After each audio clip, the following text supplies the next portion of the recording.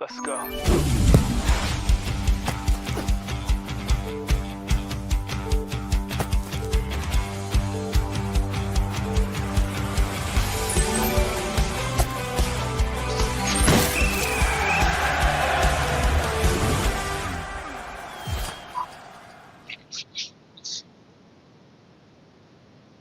Well, good morning, West Ham fans. Ross of the West Ham Network. Hope you're all safe. Well, don't forget to check out, as we said. Let me just take off that one. Let me just take that logo off. Don't forget to check out our friends at Match Bingo. Switch that off. Oh, might let it switch off. No. No. No. Just switch off. Just switch off. Off. Off. Oh, sorry, I'm trying to figure this out. Don't forget to check out our friends at Match Bingo. Their logo is there, or the QR code is there, and you can download the app by clicking on the QR code. And any deposit you put in, you get 200%. 200% on top if you put in the code WHN. And that would really help us out on the channel. Thank you very, very much, as per usual. Right, just let me just that's. Hey, no. There we go. Button's fat fingers finally work. West Ham play Newcastle, as we know. 2 o'clock kickoff at the London Stadium. Check out Holly and David from Blind Bubble Magazine's disgustingly positive preview. That was out about an hour or so. Let me just push down a little bit. That's better. And if you want any sort of potential crumbs of hope, we had Ollie Klink from TalkSport on yesterday doing a preview, and he gave us a couple of crumbs at best. If you knew any, don't forget to like, comment, share. If you're watching this afterwards, don't forget to give it a hype if you've got any hypes left for the week. We'll have the starting 11 show a bit later on. That will be with E13's Ian.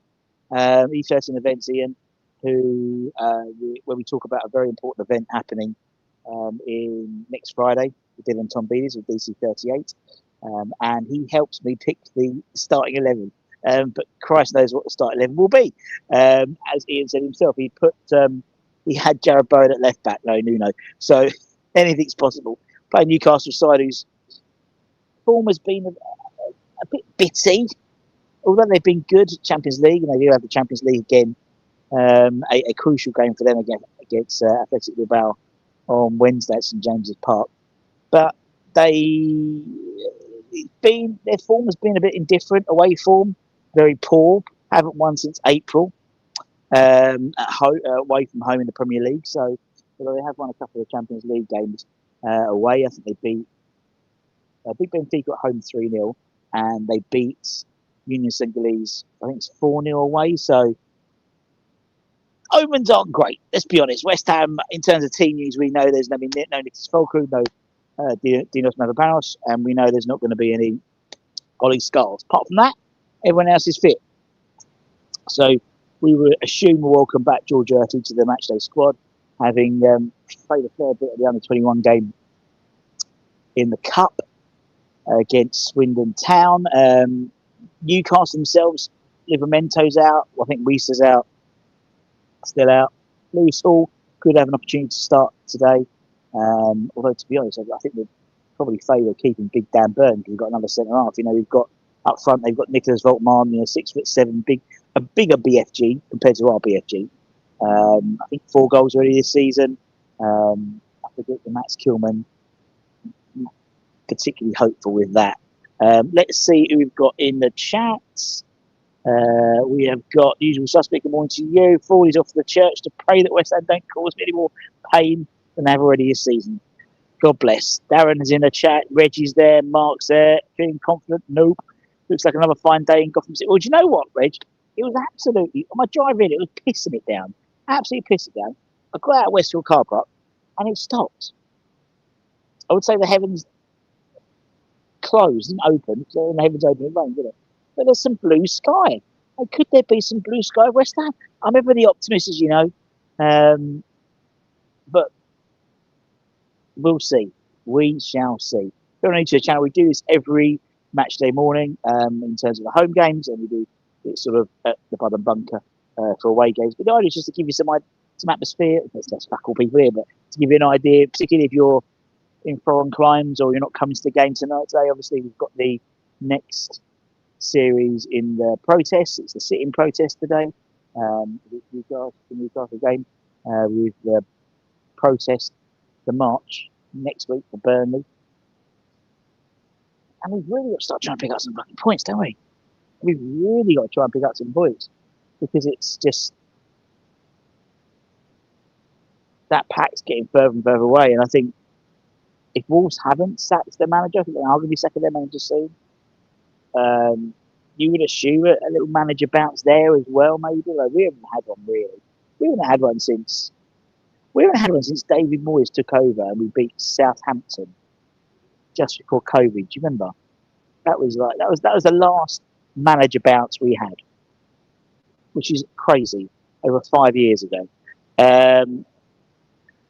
Morning, Russ. Are you feeling disgustingly confident about the game? Surprising, I am too incoming. Oh, fair enough.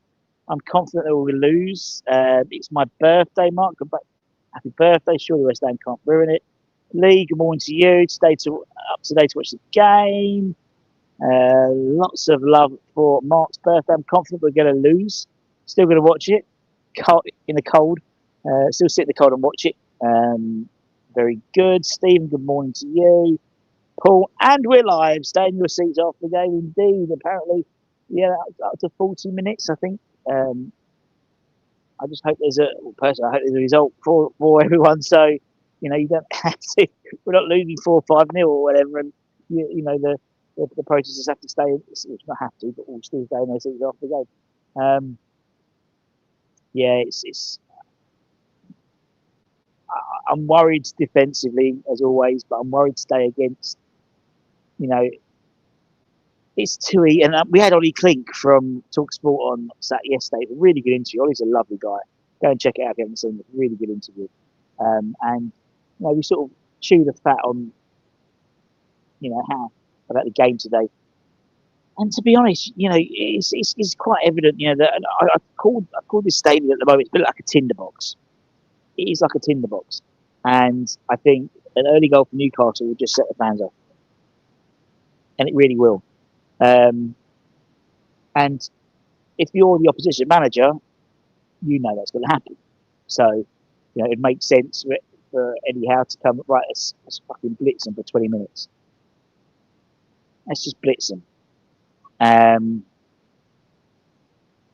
yet,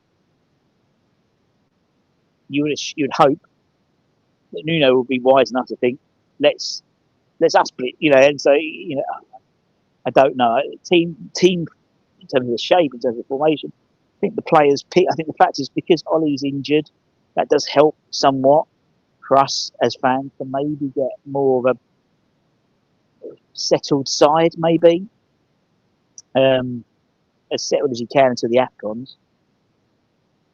We do know Dinos is probably about 2 weeks away. Same with Fulkrug, apparently, but I haven't seen anything. I know they're both training, but not training with the squad yet.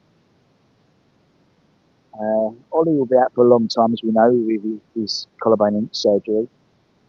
But it's, you know, I would hope we just play it fucking simple today. Just play 4-2-3-1, play the back four, have some consistency. I don't even mind playing a double pivot today. I just don't want to, you know, and I've always said, you know, a good team is built on a good defence. Because you're not conceding, you're already going to get a point at least. And at the moment, we just look so open defensively. So I would, if anything, probably even go with a double pivot, and maybe even drop a Fernandes and drop a Paqueta maybe in the shape of putting in a Freddie Potts and Magassa as a 2 behind. But then you'll probably put in Souček. I don't know. It's all players in the correct position in the midfield. Does include Souček and Andy in a double pivot, and we have a chance to be competitive. Well, I sort of alluded to that. I think again the things we don't know, do we? We don't know. And the thing is that what I respect from Nuno is he does own his mistakes and own what the situation is. Too often not, I think even under Potter, they blamed previous regimes and he just said, look, no, we're back now, and we're not good enough now. We've tried stuff and trying to find a solution. Haven't found a solution yet. I think the solution is staring in the face. I think it's trying to look too abstractly, if that's a word, but I think trying to look too beyond what's quite a simple thing. And sometimes it's the simple answers, I'm always an advocate of the KISS principle, keep it simple, stupid. If players are playing in their correct position, their preferred position, that's one less thing for them to worry about. If they're playing in a new position, they've got to think about their game, but they've got to think about how they're playing in their position. And this side don't need that extra hassle. Don't need it. 2 wins and we're still in the relegation zones in March. I'll be with you in thoughts, sitting in the pub drinking gallons of Cruz Campo today. Lucky. Leslie, good morning to you. How are you going to lose by today, says DJ Painkiller. Can't see it being a good day for us all. Will we see a surprise Starlet on the bench, says Mark. I think Ezra Mays will be on the bench today. Just for cover more than anything. He's been training the first team. With Dinos out, we've got Igor, but clearly you don't fancy Igor.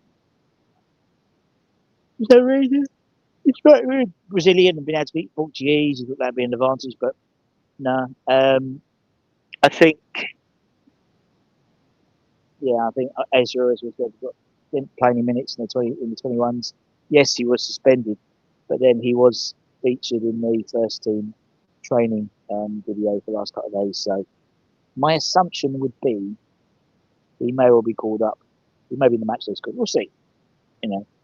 I think we'll see. Could even see Earthy back in the matchday squad as well. I think it's that's the most. That's the most. Morning, Steve. Morning, Iptrog. Hope you're well. Everyone's loving each other. I'm looking forward to 𝗪𝗏 and Bryn at corners versus 𝗪𝗪𝗧 and Kilman. Oh, exactly. I want to see some seeds of recovery. Do we need a desperator? Yeah, I just want to see. I mean, the fact is, it's not a free hit hardly at all. But Newcastle are a strong side. We play Burnley next week, and then we'll wait to Bournemouth, and then it's the international break. No, we've already played Burnley, then it's the international break. So there is an opportunity. I know it would still be in the relegation zone, but as you said, 2 wins. Are we going to get 2 wins? Are we going to get 1 win? Are we going to get 4 points? I think a minimum of 1 win out of these 2 games. Minimum. I think it was Daniel Farker who said he reckons 9 wins keeps you up. 9 wins. Got 1 so far. And the idea being is you pick up some draws and stuff as well. I'd say 10 wins, to be sure. But, yeah. Even if we lose, got to see something to give us yet. Totally agree. Let's be honest, we all know what we're going to put ourselves through. When we sign up, we certainly did. Anna, you must be a Newcastle fan. Good luck to you. Potts has to play. Love to see Kante given a chance, says Chris. See, it's for me, I think, I'm a massive advocate for the academy. Kante is very good for the under-21s, but it is for the under-21s. It's just it's strange about Ollie as well. I saw about Ollie Scar. I was thinking about it the other day. Ollie, for the 18 months where he got called up, was playing, or at least the last 12 months where he was called up, wasn't even playing left back. He was playing central midfield alongside Lewis Orford. Wasn't even playing on the left side. Mamadou Kante, good player. I still think he's very raw. I still think he's a bit handsy in terms of he likes a foul, a pointless foul. I think we've got enough at the moment, but we're just not playing the right people in midfield. And I think adding someone like Kante to that, He would probably only get 5 minutes, 10 minutes max. Won't start. I don't think it helps him, his development. I think he needs to carry on playing the 21s. Maybe in Jan going out on loan and coming back next year. I think for me next year could be the year he kicks on. But there's definitely a talent there, without a shadow of doubt. Alf in the chat, good morning to you. Alf, Ben, hope you're well. Early start for you. Got a feeling about today. Nuno has to be sus the best team out. You would hope so. And actually, again, when we had Ollie Klink on yesterday from Talk Sport, he was saying that, he never likes playing against a Nuno side. Well, he does until he's Newcastle play. I think it was Nottingham Forest last year, before Chris Woods scored a hat trick against them at St James's Park. He did say, to be honest, I'd be more fearful if we were playing at St James's Park rather than the stadium. And that is the issue, isn't it? We haven't won here since February or something like that. And Newcastle haven't won away from home since beating Leicester in April. So, yeah, the omens don't work out well. If he starts Potts, Fernandes and Paqueta, I think we'll win. Somerville gets a good game today. It's not backed by him, it's the feeling. Kate, good morning to you. The element of McCarthy can't get any worse. Oh, yes, it can. It certainly can. Mark, any chance of a clean sheet today? No way at all. Can't see it. Cannot see at all a clean sheet. Just can't. I can't do these. Who started? Oh, I can't see the bloody thing now. So let's go down a little bit. See if I can figure it out by going down.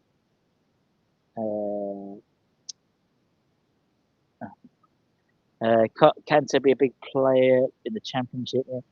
When you see those two teams destroyed by us, but have you got a chance to win? I just think, I think some of them will eventually fall by the wayside a little bit, but not quite yet. And we don't want to be too far away. So when you have a slump, because at the moment, let's be fair, it's been very stop-start. We've got, today, next week, and then we're off for another 2 weeks as well. Again, we don't play until we play Bournemouth on the 22nd. So, there is a lot of stop-starting. And I think if you're a new team, that helps them and that allows them to sort of recuperate.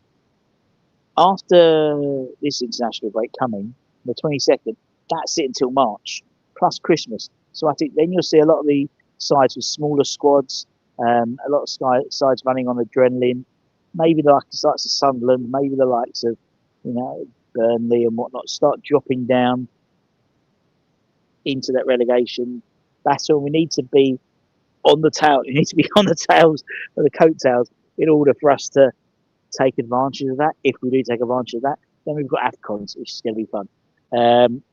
The win is 20. Is it? Oh, see, bloody can't do it.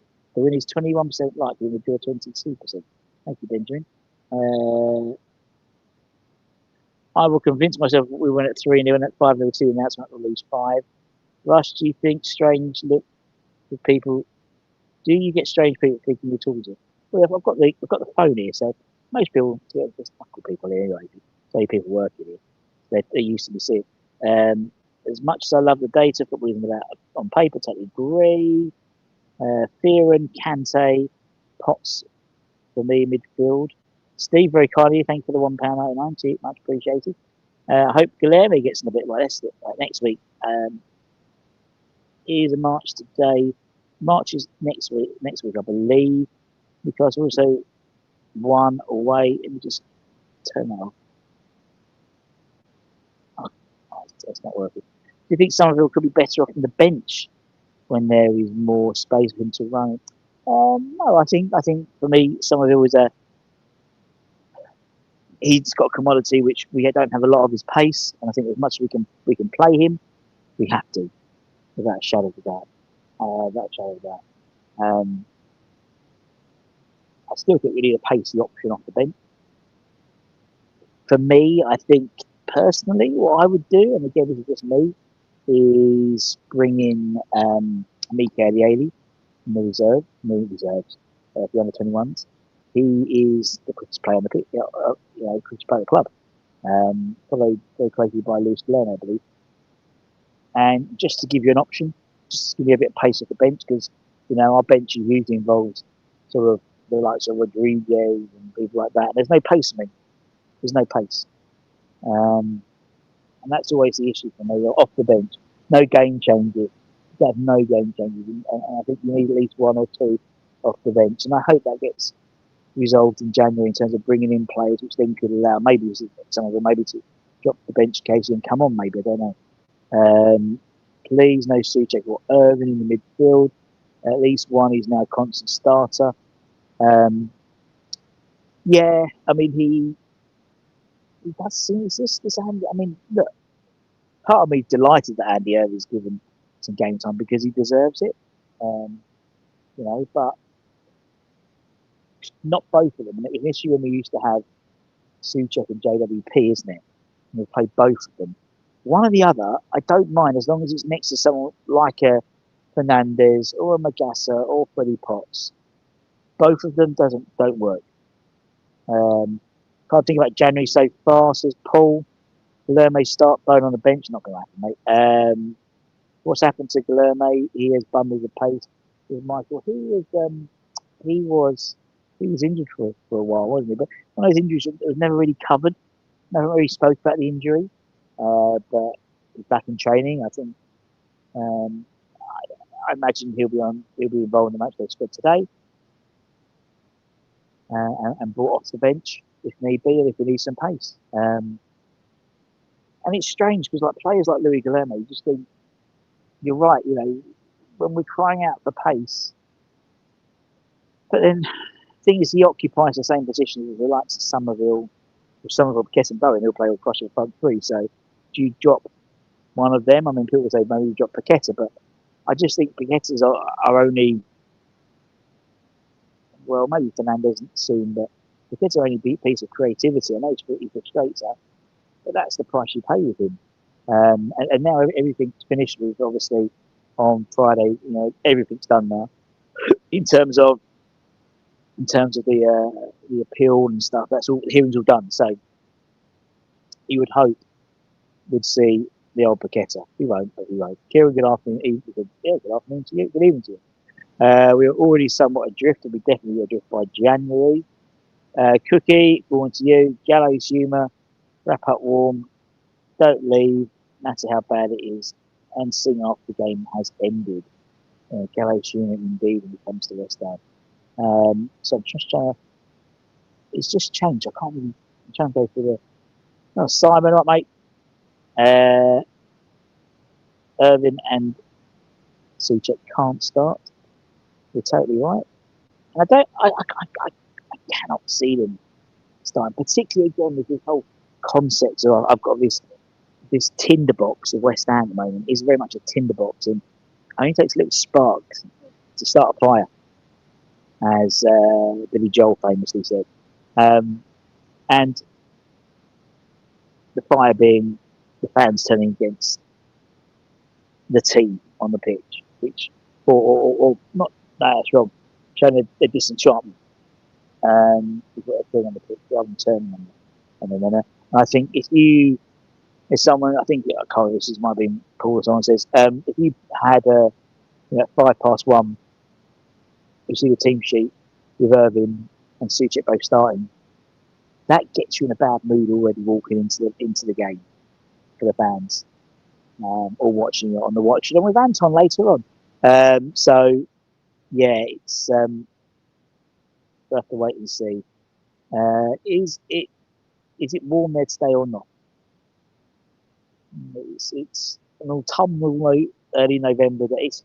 I'm in a short jacket, thin jacket, a school, a Macintosh. But sorry, because I thought it was going to rain. If it wasn't raining, I'd put on a hoodie.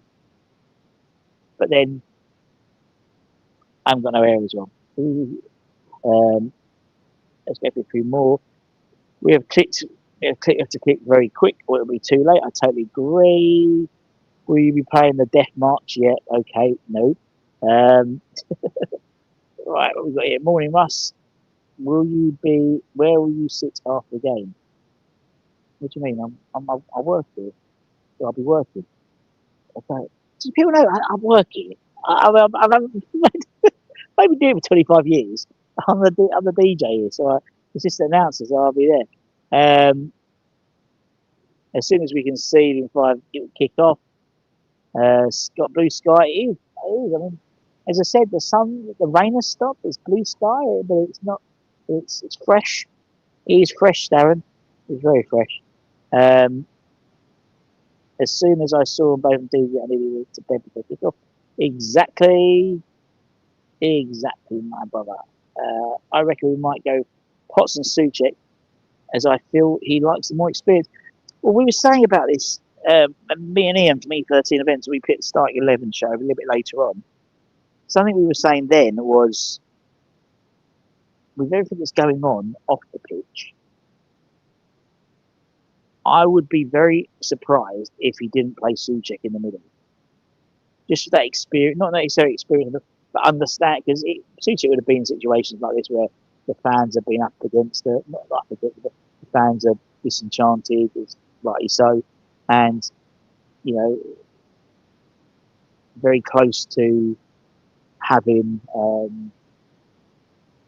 the booing, and, you know, obviously at the Leeds game, you're not fit to wear the shirt and all that type of stuff, and whether you agree or disagree, people are entitled to their opinions on what they say. And I think if you're playing a younger side, they might not be that experienced in that. So I could see him going with maybe a Souček alongside it, you know, maybe a Potts or maybe alongside a Fernando. Things I genuinely don't know now. I mean, the Leeds game, I think I got 4 right out of 11, which is the worst I've ever done. And so I just don't know. I just don't know. And the slight, and again, always looking for positives, always looking for a little positive. The slight positive is, if we don't know, then how is Eddie Howe going to set up his side, not knowing that was happening? If he could, he should drop Kilman and try something new like Eagle or Magassa or a youth team player. Mike, I genuinely don't think putting on the youth team players is a wise idea. I know, that's my opinion. You know, in terms of the guys we've got, I think they're good enough eventually, but I just don't think they're good enough physically yet. Eagle, I don't understand. I mean, he's Brighton's 12th choice centre half or something like that. Magassa's an interesting one, because Magassa did play a lot of his football as a centre half, and you think maybe that could be interesting, and then and that would allow Potts to play alongside Souček maybe, and Magassa alongside a Kilman or whatever. I think, yeah, realistically, Ezra Mayers would be the most likely to step up. However, I just think he's better off the bench at the moment. And we haven't really got anything else, really. We haven't really got any other options, really. Will he try those things? I don't know. I mean, the thing is, he is experimenting. But clearly, he doesn't like 𝗪𝗪, but he's almost having to play him. I think he likes Kilman and Mavropanos at the moment. And again, that fits alongside how he sort of set up his side against, you know, I think his Forest side, he had Milenkovic and Murillo, who are both sort of quite physical. I don't think 𝗪𝗪 is particularly physical. And actually he's come back from injury, I think, worse than when he left. Yeah, it's a strange one. Yeah, Wilson scoring. I mean, will Wilson start? You know, I don't know. For me, well, you know, he is the only striker the out and out striker we've got. But will he start? Will he start him? I don't know. I'm going to walk and talk. Will he start? I don't know. You know, will he decide that Wilson's better off the bench? I don't know. I mean, we'll see football quite simply, I think. I think we see it quite simply in terms of, you know, playing a striker, playing a back four. I think 4-2-3-1 suits us better. Oh, God, pants once. I think 4-2-3-1 suits us better as a side. I think it suits us better as a fan base as well. I think we feel more confident with 4-2-3-1 than maybe a 3 at the back. That's that. But you know, again, it's like we don't get paid to do these things. You don't get paid to, you know, pick a team and stuff like that. You know, we can do everything. If we don't play without Wilson, no point keeping him. Well, we got to keep him anyway. It is a point because you know, I think there is a fitness issue with him. Always has been. As a guess, what priority would be Nuno's? As what position would be his priority signing? I think centre half. Because the reason why I think centre half is that I always fancy us. You know, I think, you know, with someone like Bowen, you've always got a chance, and you'll have full crew returning. You'll have, you know, you've got people who can score goals. But what we haven't got is people who can not keep them in the other end. As I said, if you keep a clean sheet, you've got a point. Then all we got to do is nick one to win a game. So for me, and again, that's I think where a lot of Nuno's success came from Nottingham Forest was having a really strong defence. So for me, priority is getting a no-nonsense centre-half in. Now, whether that is someone like we've been linked with Alessandro from Lille, big Brazilian centre-half, commanding, you know, that's who I want. I want like a no-nonsense player, no-nonsense centre-half, someone who's going to really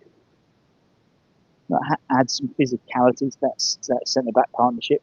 Whether that's alongside of Kilman, could be. You know, we know that Kilman played his best football under Nuno when he was at Wolves, so we can hope to see some sort of renaissance. And I thought, you know, he had a decent game. I think it was the Everton game, a decent game. But I think that's my priority for me. And then after that, when you're looking at scoring the other end, stopping the goals from one end and then trying to score from the other end. That's the trick for me. You know, you got to think. You know, in terms of our relative success in recent times, it's come from having a strong defence and then nicking some goals. And that's definitely how I think our January transfer window will go. I think we'll go heavy, quick for that centre half, particularly as we enter in the AFCON, as it'll be an AFCON territory then, where, you know, we hope Ollie would return by then, to cover Diop, and obviously Kyle Walker-Peters can cover Wan-Bissaka, but then we are very tight then. We're one injury away from losing one of our fullbacks, being down to one fullback in the AFCON. So that's a priority as well, I think, having cover for that. I think there are guys in the 21s who can step up. As I say, I think someone like Amika Adiele, he can play left wing back very, very well. Right back, I mean, Junior Robinson's not getting any game time at all at Livingston in Scotland. It's pointless blowing himself from over there. So for me, it's about getting defender or two in January straight away. I would hope our Pac-Man versus the team sheet. Bowen is a good player, but he ain't a captain. Ooh, wow. I think we see, and again, I think we've got. I'm inclined to agree. It's only because what I see on the pitch every 90 minutes. You know, I don't see, and I think it's our perception of what a captain should be. There got Bart. Pardon me. I think I think our perception of what captain should be is like old, is like shouting, that type of character. Mark Noble, Declan Rice, very vocal. You could feel their captaincy on the pitch, and I don't think you see that with Bowen as such.